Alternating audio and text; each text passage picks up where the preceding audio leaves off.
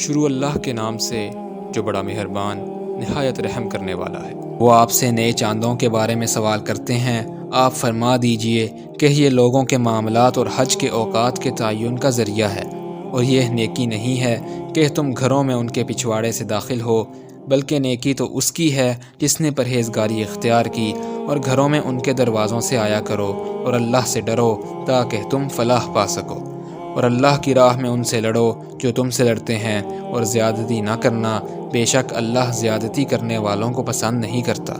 اور ان کافروں کو قتل کرو جہاں کہیں بھی تم انہیں پاؤ، اور انہیں وہاں سے نکالو جہاں سے انہوں نے تمہیں نکالا، اور فتنہ انگیزی تو قتل سے بھی زیادہ سخت برائی ہے، اور مسجد حرام کے قریب ان سے نہ لڑو یہاں تک کہ وہ خود تم سے وہاں لڑیں، پھر اگر وہ تم سے وہاں بھی لڑیں تو تم بھی انہیں قتل کرو، اور کافروں کی یہی سزا ہے۔ بس اگر وہ باز آ جائیں تو بے شک اللہ بڑا ہی بخشنے والا نہایت رحم فرمانے والا ہے۔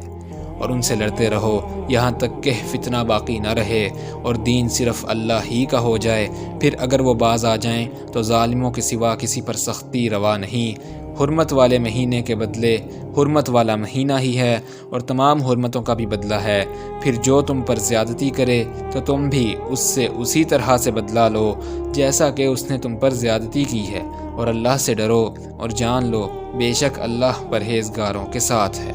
اور اللہ کی راہ میں خرچ کرو اور اپنے آپ کو اپنے ہاتھوں سے ہلاکت میں نہ ڈالو، اور نیکی کرو، بے شک اللہ نیک لوگوں کو پسند فرماتا ہے۔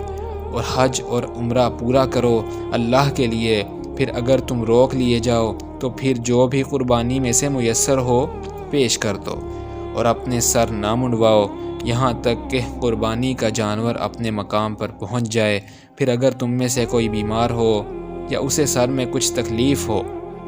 تو اس کا فدیہ ہوگا، روزہ رکھنا یا صدقہ دینا یا قربانی کرنا۔ پھر جب تم امن میں ہو تو جو عمرہ کو حج کے ساتھ ملانے کا فائدہ اٹھانا چاہے تو جو قربانی اسے میسر ہو پیش کرے۔